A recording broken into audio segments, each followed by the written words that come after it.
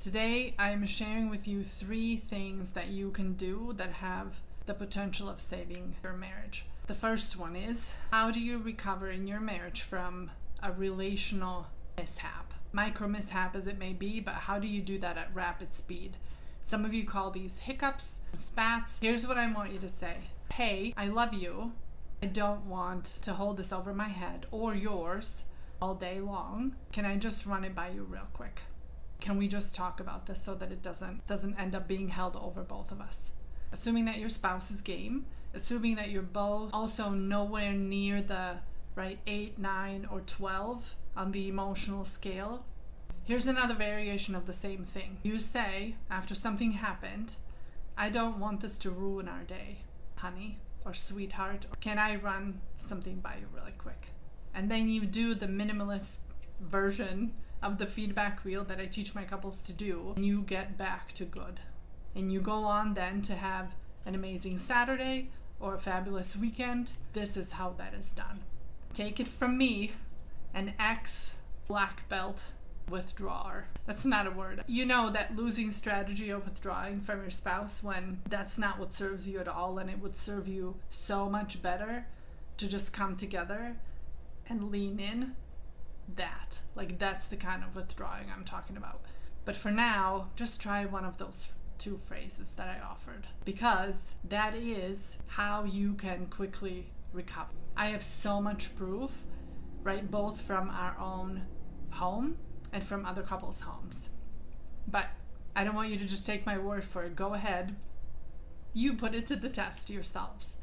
You'll see the moment that you start using this and start doing it on a regular basis, and the better that you get at it, of course, with practice, you will single-handedly be able to prevent the ruining of your day.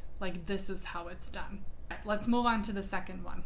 If there was a subtitle to this one, it would be, until we can read your mind, use your blinker. Turns out I have a co-conspirator at the Minnesota Department of Transportation. Who knew? As a driver, I have all kinds of habits, but nothing irks me more than when people don't use blinkers. And all I ever want to say is, I'm fine with you doing whatever it is that you want to do on the road. Just let me know that that's what you want to do. You can imagine the smile on my face when I was driving and I saw the sign that said, until people can read minds, use turn signals. And I'm like, yes!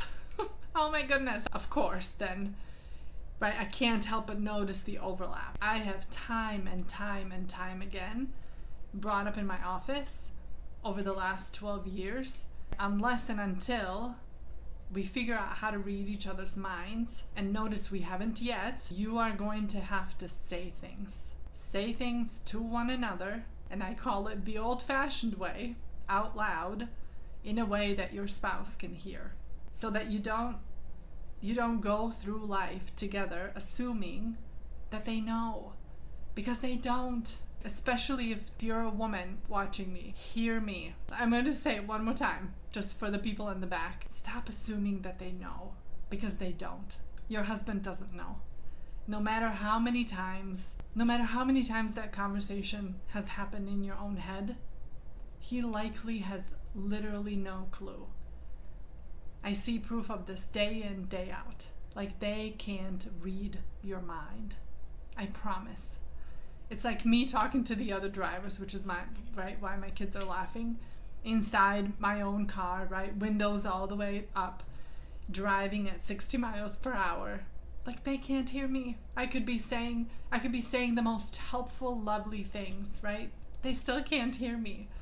I don't know what you've been told, and I don't know by whom, but it's not just a thing that they say. They cannot and will never be able to do it, meaning read your mind. So figure out what you need to say. Take the time to do that, and it will take time. That's okay. Find the words and then start using them. When, you ask me? I don't know. Anytime now. Anytime is good.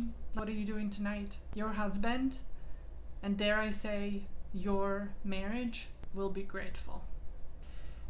On to the next one. And this one is called the rule book conversation. Having done this for so long, in my mind, I literally sometimes say to myself, everybody knows. There's no point in saying this anymore. But then I run into somebody, this week it was this older couple who had absolutely no idea. And of course, I'm the one who gets to point this out to them. Staying in the not knowing, in the end, isn't helping anyone. Here's what happened. I'm sitting in my office with a couple. I dared to suggest that he, the husband, let's call him Mark, just make up a name, had a rule book packed with things in his back pocket. To which Mark immediately, bless his heart, looks at me and uttered these words. What do you mean? What rule book? I don't have a rule book. His wife looks at me in disbelief to make sure that we both heard him say the same thing. So I went on to explain that he actually had all these rules lined up in his brain about how to wake up in the morning, about how to clean house, about how to do projects, whether they did them separately or together, about when to work and when not to work, about how to spend their free time, what was allowed for them to spend their money on, what was not, right? And on and on and on it went. And that all wasn't well in this world unless things were going his way, following all the rules in his rule book. Once I laid it out and I gave him the specific examples of when that was happening, reluctantly as it may have been, but he agreed. He's like, all right. I guess I see it. Now I do. And he smiled in return. Here's the thing. Don't get me wrong. It's okay that he has a rule book. Like I said, we all have one. Literally every last one of us. Whether you know it or not. But the problem was he had been keeping his rule book all to himself all these years. Right? Never opened it in front of her, his wife. Never shared a chapter or two. All the while it wasn't serving either one of them. So if you're sitting there convincing yourself too that you don't have one of those rule books, stubborn as you can be, just know that you do. And it's not a problem. There's no shame in that. We all do. We all have one, I promise you. The magic is in this. And we have to learn to do this and then do it sort of on a semi-frequent basis. It's in each one of us bringing those rule books to the table and creating ours together. The rule book of us, if you will. It starts with laying them out separately on the table and then sorting through, eliminating, and adding things to it until you have a result that you both can sign off on. That's it. It's simple, really. It just takes a little bit of good old-fashioned concerted effort.